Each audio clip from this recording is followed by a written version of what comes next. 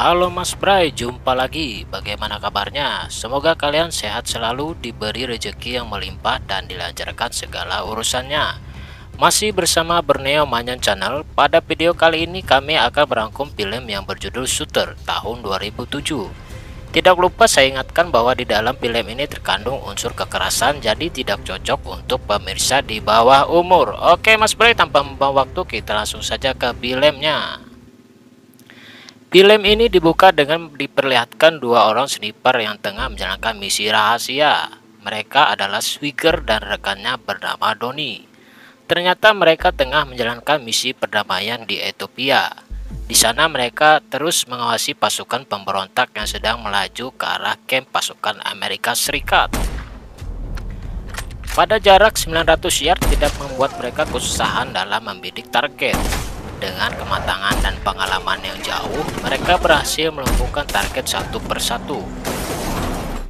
Namun tidak diduga tiba-tiba pasukan musuh datang dengan membawa lebih banyak tentara. Tidak hanya itu, mereka juga mendatangkan heli untuk menyerang Swigger dan Donnie. Swigger merasa heran karena dalam percakapan indikator tidak dijanjikan adanya heli. Selain itu, pusat komando tiba-tiba memutuskan komunikasi radionya, hingga akhirnya mau tidak mau Swigger harus menghadapi heli itu. Donnie berkata untuk segera mundur dan melarikan diri. Swigger bersikeras untuk meledakkan heli tersebut. Tapi naasnya heli tersebut pun menghujani mereka dengan tembakan. Melihat Donnie tewas, sontak membuat kemarahan Swigger membara. Dan akhirnya Swigger berhasil menembak jatuh heli tersebut. Akibat peristiwa itu membuat Swigger mengalami kepedihan yang mendalam. Ia berhasil selamat dari peristiwa itu dan memutuskan untuk pensiun dini dari dunia militer. Scene beralih 3 tahun kemudian, Swigger memutuskan untuk tinggal menyendiri di pegunungan bersalju. Ia ditemani dengan anjingnya yang setia menemani hari-harinya. Swigger kini mengisi hari kosongnya dengan berburu. Scene berpindah pada kantor perusahaan militer swasta yang tidak disebutkan namanya. Seorang pensiunan kolonel angkatan darat Amerika Serikat bernama Isaac Johnson dan rekan-rekannya meminta laporan operasi tempur Swigger. Tidak maksud lain, sepertinya mereka meminta bantuan kepada Swigger. Esok harinya Johnson datang bersama komplotannya ke tempat Swigger berada. Dan benar saja, Johnson meminta bantuan Swigger untuk menjalankan misi. Setelah 3 tahun tentu saja Swigger menolak dan tidak ingin terlibat dalam dunia persniperan. Lalu Swigger menyuruh mereka untuk pulang. Namun Johnson meminta waktu 5 menit untuk berbicara. Johnson memintanya untuk memberikan keahliannya dalam membuat skema penembakan jarak jauh terkait sebuah rencana pembunuhan presiden yang berhasil terlacak lewat rekaman transmisi. Johnson mengharapkan Swigger mengarahkan semua kemampuannya demi menggagalkan rencana teror tersebut. Namun Swigger menolak misi tersebut. Namun karena Johnson kembali mengingatkan sumpah prajurit yang pernah Swigger ucapkan untuk setia pada negara dan menghadapi semua musuh dari luar dan dalam. Akhirnya ia pun bersedia menjalankan misi untuk terakhir kalinya. Namun tidak menyadari bahwa ada maksud lain dari Kolonel Johnson. Kemudian Swigger mencoba menembak dari jarak 1 mil dengan bertujuan agar ia dapat menebak arah angin, kelembapan suhu, dan sebagainya. Swigger kemudian berangkat menuju kota Washington, Baltimore, dan Philadelphia. Kota-kota tersebut akan menjadi tempat kunjungan presiden. Dari 3 kota itu Swigger mulai mengamati dari letak pengintaian, suhu udara, kecepatan angin, kelembapan, dan jarak tembak. Setelah itu Swigger melaporkan hasil analisanya kepada Kolonel Johnson. Ia berkesimpulan bahwa Philadelphia adalah tempat yang sangat memungkinkan untuk Swigger menjalankan misinya. Dengan pertimbangan dan perhitungan yang telah ia lakukan, Kolonel Johnson sangat puas dengan laporan Swigger dan ia memberi Swigger pujian karena telah melakukan hal terbaik bagi negaranya. Singkat cerita, hari pengunjungan presiden pun tiba. Bapak presiden kini telah berada di Philadelphia dan akan berpidato. Ia ditemani uskup dari Ethiopia. Sang uskup berpidato terlebih dahulu dan menceritakan tentang kekejaman di negaranya. Sementara Swigert terus memantau acara tersebut. Tak lama, kemudian datanglah seorang polisi bernama Timmons. Setelah diperkenalkan oleh Kolonel Johnson, Timmons berkata bahwa dirinya akan membantu Swigert. Setelah berkenalan dengan polisi itu, Swigert pun melanjutkan kembali pengintaiannya. Setelah uskup selesai berpidato, kini tiba giliran presiden. Sesaat setelah presiden naik ke podium, Swigert mulai membaca pergerakan sniper musuh yang sudah mendapatkan kekuatan penuh untuk menembak. Namun, saat dia berbalik, tiba-tiba Timmons menembak dadanya. Di saat yang sama, uskup Ethiopia juga tertembak tepat mengenai kepalanya. Opsir Timmons melanjutkan dengan menembak paha Swigert. Hingga akhirnya Swigert segera menjatuhkan diri lewat jendela gedung. Beruntungnya ia masih menyelamatkan diri dengan cepat. Komplotan Kolonel Johnson memberitahu FBI bahwa pelaku penembakan adalah Swigert yang tidak lain adalah merupakan mantan tentara marinir. Disitulah Swigert menyadari kalau dirinya telah dijebak dalam sebuah konspirasi rencana pembunuhan presiden. Kemudian berjalan dengan pincang, Swigert mendekati seorang agen FBI yang bernama Nick Memphis. Setelah mendapatkan informasi yang katanya Swigert adalah pelaku penembakan, Nick segera mengancam Swigert dengan pistol. Namun Swigert berusaha mendekati Nick dengan sigapnya. Swigert segera membalikkan keadaan dengan melumpuhkan Nick. Ia lalu memborgol Nick dan merampas mobil dinasnya. Sebelum pergi, Swigert berkata bukan dirinya yang melakukan penembakan. Ia hanya dijebak oleh Timmons. Dan kini Swigert pun diburu oleh pasukan FBI. Kemudian ia singgah di tempat pencucian mobil dan merawat lukanya setelah menemukan obat-obatan di mobil itu. Sepertinya FBI sudah melacak posisi Swigert. Tak ingin tertangkap begitu saja, Swigert terus melanjutkan pelariannya hingga akhirnya ia harus terkepung. Ia pun memutuskan untuk memundurkan mobilnya dan menceburkan diri ke sungai. Agen Memphis lalu diinterogasi oleh atasannya karena lalai dalam mempertahankan senjata dan kendaraan dinasnya. Namun ia justru bersyukur karena masih dibiarkan hidup setelah mendapatkan perlakuan yang sama juga di 3 minggu yang lalu oleh anggota pasukan bersenjata. Sementara itu Timmons memberikan kesaksian palsu di depan media. Ia mengatakan bahwa dirinya telah menembak Swigert karena ia sendiri yang melihat Swigert telah menembak uskup Ethiopia. Kembali lagi ke Swigert. Di sana ia sedang mengendarai mobil yang entah punya siapa. Kemudian ia berhenti di sebuah toko untuk membeli alat dan bahan-bahan untuk merawat lukanya. Namun wajahnya sudah tersebar di media TV. Ia pun mencari pusat listrik toko itu dan membuat konslet. Dalam keadaan gelap, si penjual tidak mengenali bahwa itu adalah Swigert. Dia pun berhasil memberi bahan yang diperlukan untuk membuat cairan infus buatan yang membuat sedikit bertahan. Lalu Swigert menuju rumah seorang janda yang tidak lain adalah istri almarhum sahabatnya, yaitu Donnie. Donnie yang telah gugur dalam menjalankan misi bersamanya waktu itu. Ketika melihat Swigert, Sarah pun langsung mengetahui bahwa Swigert adalah sahabat suaminya dulu. Tapi dia tidak mau terlibat dalam persembunyian Swigert. Sarah pun menolak Swigert untuk masuk ke rumahnya. Namun Swigert terus memohon bantuan kepadanya dan tidak tahu lagi harus pergi kemana. Sampai ia bersumpah bahwa bukan dirinya yang menembak uskup. Akhirnya Sarah pun mengizinkan Swigert untuk bersembunyi di rumahnya. Namun menyuruh Swigert terlebih dahulu memasukkan mobilnya ke garasi. Sarah lalu memanfaatkan momen itu untuk telepon nomor darurat. Tapi belum sempat ia mengatakan apapun, Swigert sudah kembali. Sarah segera menutup teleponnya, namun tidak lama polisi menelpon balik dan menanyakan keadaan yang dialami Sarah. Melihat Swigert terluka parah, Sarah justru mengatakan kalau dirinya hanya kaget karena anjing tetangganya menabrak tong sampah rumahnya. Swigert lalu meminta Sarah untuk menjahit lukanya dan membungkus dengan perban. Kemudian ia memberi resep cara merawat luka tembakan. Swigert lalu membius dirinya sendiri dan Sarah memberanikan diri untuk merawat luka Swigert. Sementara di kantor FBI, Nick sudah semalaman belum tidur karena dirinya sedang mengalami kasus penembakan kemarin. Dia berasumsi bahwa Swigger bukan pelakunya.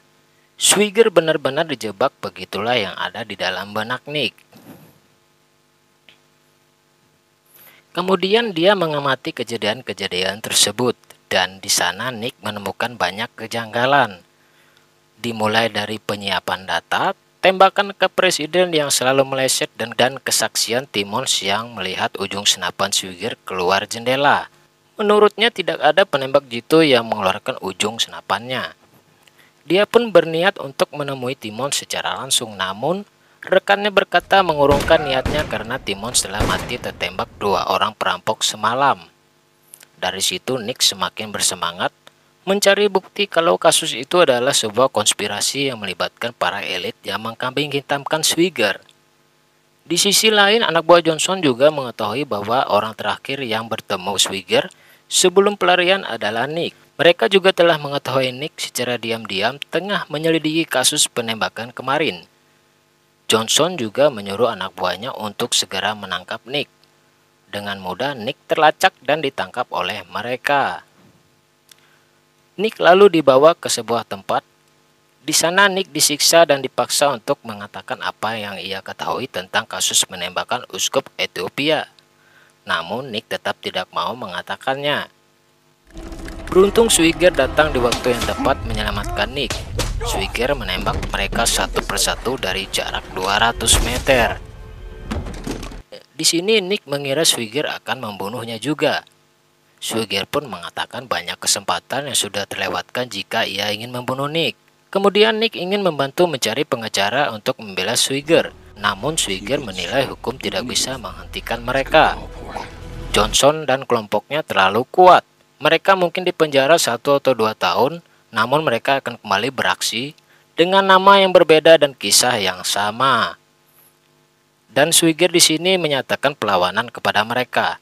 Akhirnya Nick juga memutuskan untuk ikut dengan Swigger. Mereka lalu menuju sebuah daerah bagian di negara Tennessee. Swigger berniat mendatangi seorang legenda penembak jitu yang dikenal paling hebat. Mereka berbicara mengenai teknik pencocokan senjata dengan pelurunya yang telah ditembakkan. Ia juga membicarakan konspirasi yang melibatkan para penembak jitu. Orang itu lalu menyebutkan ciri-ciri penembak jitu tersebut, dan ternyata orang yang menembak uskup adalah seorang pria yang menggunakan kursi roda. Mendengar hal itu, Swigger mengaku telah melihat ciri-ciri orang yang dimaksud. Kemudian Nick menghubungi rekan di FBI dan meminta untuk mencari informasi seseorang yang bernama Michael Sander. Ia pun berhasil melacak keberadaan orang itu yang katanya di Virginia.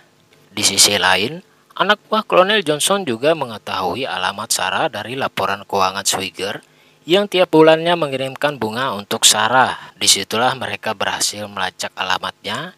Yang tidak lama mereka langsung mendatangi kediaman Sarah dan berhasil menangkap Sarah untuk dijadikan tawanan. Scene kembali ke Virginia. Swigger dan Nick mulai melakukan pengintaian pada sebuah rumah yang diduga sebagai hunian Michael. Swigger telah membaca situasi itu sebagai umpan yang telah dipersiapkan untuk dirinya. Ia pun tidak mau kalah dalam menghadapi jebakan mereka. Mereka berdua lalu mengunjungi swalayan dan membeli bahan yang dibutuhkan untuk membuat peledak. Setelah mendapatkan semuanya, mereka pun mulai bekerja. Tidak ketinggalan, Swigger juga melatih Nick untuk menjadi seorang sniper yang handal. Dengan melatih kesabaran, konsentrasi, dan ketenangan jiwa, dengan persiapan cukup mereka pun mulai beraksi. Di sini Nick ditugaskan untuk mengamati situasi, sedangkan Swigger bergerak masuk memasang peledak dan membunuh petugas yang berjaga satu persatu. Tentunya dengan skill dan kemampuan yang sudah terlatih, Swigger pun menghabisi mereka. Swigger lalu bergerak ke dalam rumah dan menemukan Michael di dalam. Disitulah Swigger menanyai Michael untuk siapa dan apa maksud Johnson melakukan pembunuhan terhadap uskup Ethiopia. Michael lalu menceritakan bahwa Johnson dan komplotannya adalah kontraktor dalam industri perminyakan di Ethiopia Mereka telah melakukan pembantaian dan pengusiran terhadap penduduk desa, tujuannya agar mencari tempat pemukiman lain.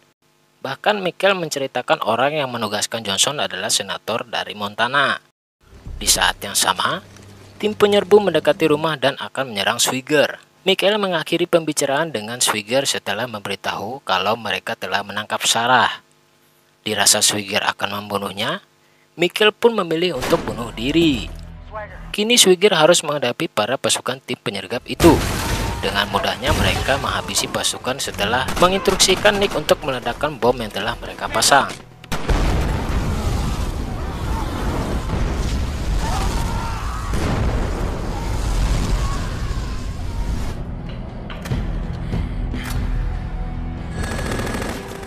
Namun tidak lama datang pula bala bantuan musuh yang menggunakan heli.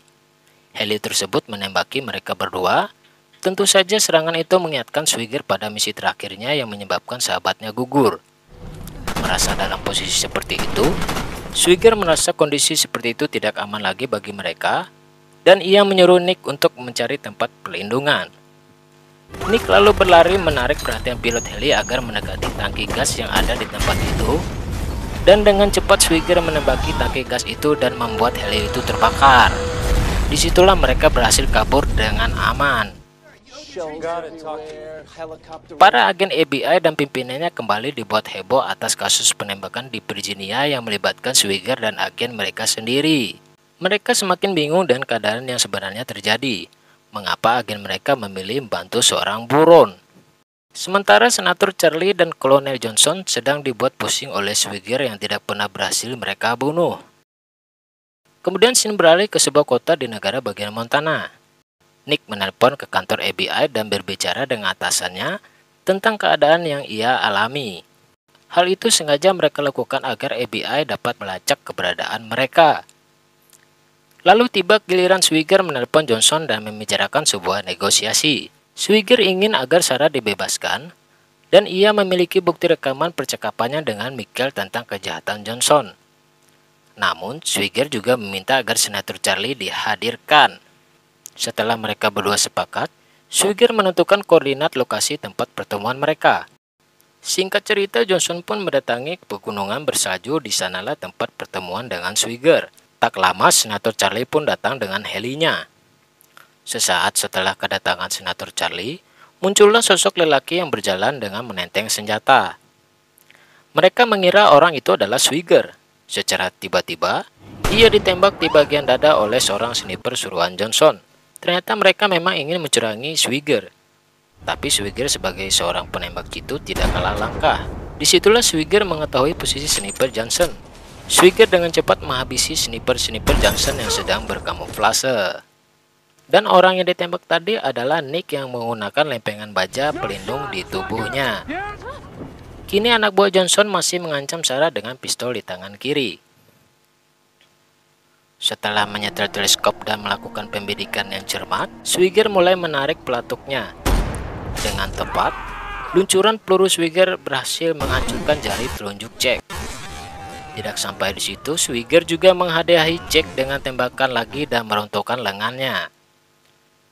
Sementara kedua bosnya hanya berdiri kebingungan dan tidak tahu harus berbuat apa. Dari kejauhan, Swigert keluar dari persembunyiannya dan mendekati mereka. Di tempat lain, agen FBI juga menerima surat dari Nick yang memberitahu posisinya. Dengan cepat, pasukan FBI pun segera menaiki heli dan menuju lokasi yang dimaksud. Sementara Swigert dan Nick menggeledah mereka bertiga, Swigert lalu melibatkan perdebatan dengan Charlie mengenai kejahatan dilakukannya di desa Ethiopia. Ternyata Charlie membantai orang-orang di sana bertujuan demi memuluskan berdirinya perusahaan minyak miliknya. Di sana juga Charlie mengiming-imingi Swigert agar bergabung menjadi anak buahnya. Tetapi tidak semudah itu Swigert menjadi tergoda. Tidak lama kemudian pasukan FBI mendatangi lokasi. Tiba-tiba dengan cepat, Swigert membakar ponsel yang berisi rekaman percakapan yang Charlie inginkan. Tapi apa yang terjadi? Mereka malah tertawa dan berkata bahwa mereka tidak akan terkena tuntutan atas peristiwa pembantaian itu karena mereka sangat kebal hukum. Mereka berdua pun bergegas pergi, tapi sebelum pergi Johnson berkata, "Aku menang dan kau kalah." Tidak bisa berbuat apa-apa, akhirnya Swigert dan Nick menyerahkan diri kepada pasukan FBI. Setelah Swigert ditangkap, ia meminta tuntutan atas perilaku Charlie dan Johnson di Ethiopia. Selain itu, ia juga ingin menjelaskan mengenai penembakan uskup. Atas permintaan Swigert, akhirnya mereka melakukan pertemuan antara Swigert sebagai pihak terdakwa, Jaksa Agung pengacara, dan Kolonel Johnson untuk memberikan kesempatan kepada Swigert mengemukakan pembelaannya. Ia pun diberi kesempatan 5 menit berbicara dan buktikan dirinya tidak bersalah. Dengan sangat santainya, Swigert berkata ia mengaku jika senjata yang di depannya adalah miliknya, begitu juga dengan pelurunya. Namun ia langsung mematahkan tuduhan mereka dengan mencoba masukkan peluru sembari menodongkan ke arah Nick dan Kolonel Johnson. Hal itu tentu saja membuat mereka kaget. Swigert pun menjelaskan bahwa sebelum meninggalkan rumahnya, ia selalu menukar pin senapannya. Tujuannya agar senapan itu tidak bisa digunakan oleh sembarang orang, sehingga sangat mustahil bila dirinya mau membawa senapan yang tidak bisa digunakan. Terlebih dengan membuat tuduhan bahwa senapan itulah yang digunakan untuk menembak uskup. Secara otomatis tuduhan Swigert sebagai pelaku penembakan telah terbantahkan. Namun Kolonel Johnson tidak diam begitu saja. Ia juga mengatakan bahwa tidak ada bukti kuat yang bisa menyeret dirinya ke dalam kasus tersebut. Tanpa rasa bersalah, ia hendak meninggalkan ruangan. Dengan cepat, Nick memperlihatkan foto-foto kekejaman Johnson dan komplotannya telah membunuh banyak warga desa di Afrika. Namun lagi-lagi hal itu tidak bisa membuat Kolonel Johnson ditahan. Karena kasus tersebut terjadi di negara lain, begitu juga Jaksa Agung yang juga membenarkan bahwa mereka sedang tidak berada dalam pengadilan internasional. Dan Jaksa Agung juga tidak memiliki kuasa untuk menahan Kolonel Johnson. Akhirnya Kolonel Johnson meninggalkan ruangan dengan mengata-ngatai Swigert dengan kalimat, "Aku menang, kamu kalah lagi." Kemudian jaksa mendekati Swigert sembari mengatakan keadilan memang tidak selalu menang. Ia pun membebaskan Swigert dari segala tuduhan. Dan pada malam harinya di sebuah rumah, Senator Charlie dan Kolonel Johnson sedang merayakan kemenangannya. Mereka sedang merencanakan misi baru.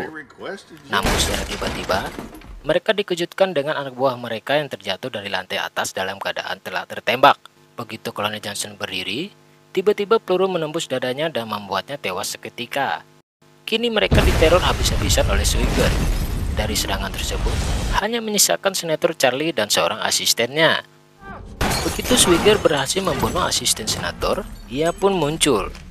Tapi dengan sombongnya, Charlie masih ingin menakuti Swigert dengan mengatakan bahwa dirinya adalah seorang senator. Namun hal itu tidak menyurutkan niat Swigert. Tanpa belas kasihan, Swigert lalu menembak kepala Charlie dan mengakhiri hidupnya. Sebelum pergi, Swigert mematahkan sebuah pipa saluran gas. Hal itu tentu saja menyebabkan rumah di sana terpenuhi uap gas, dan seketika Swigert keluar rumah itu pun terbakar. Di akhir film, Swigert pun pergi mengendarai mobil bersama Sarah. Oke Mas Bray, itulah seluruh alur cerita film Shooter tahun 2007. Semoga kalian semua bisa terhibur.